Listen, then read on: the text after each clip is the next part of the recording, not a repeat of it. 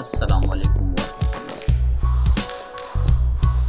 The daily use sentences د نوي ویډیو سره تاسو په خدمت کې حاضر یم. Let's get started.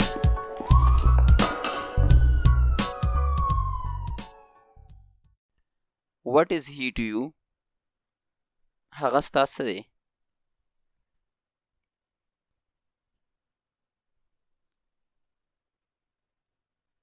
I am not your enemy. زه ستا دشمن نه یم.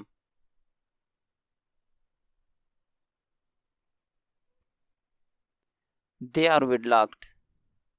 د هغوی نکاح شوې ده.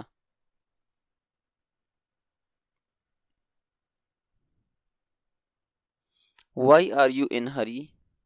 ته ولې په جلته یې؟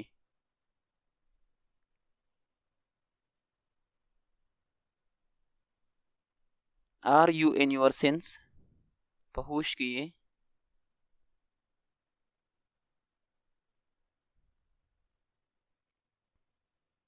Don't lie to me. ما ته دروغ مه وایه.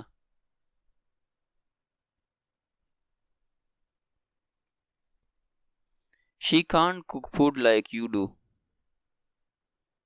هغه ستا په شان خوراک نشي پخولی.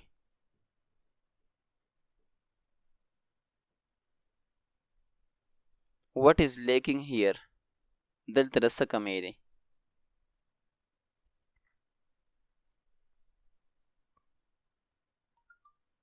What time did you rise this morning? ته نن سهار څه ټیم پاڅېدلی وي؟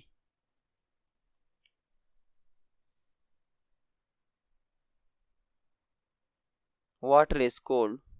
اوبه یخې دي.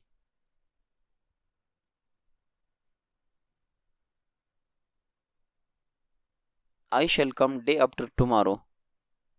زه به بل سبا درځم.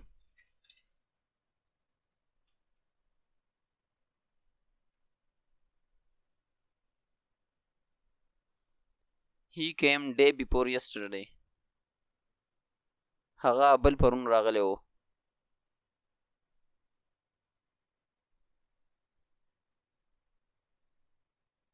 Jokes apart.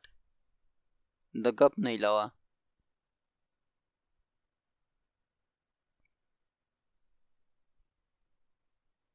Should I leave or stay?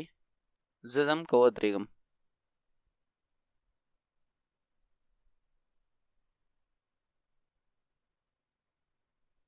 He is not your well-wisher.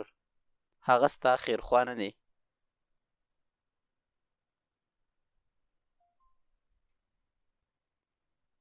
Eat as Ahmad is eating. د احمد په شان خوراک کوه.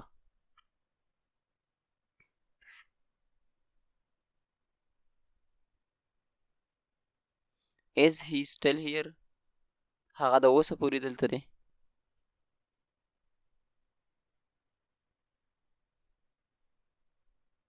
He is on the point of death. هغه مرګ ته نږدې دی.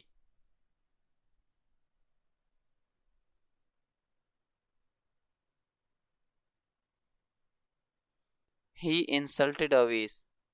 هغه د اویس بېعزتي وکړه.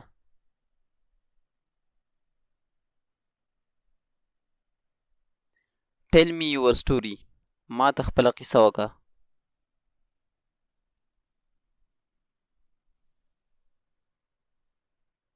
How do I make you understand? زه تا څنګه پوه کړم؟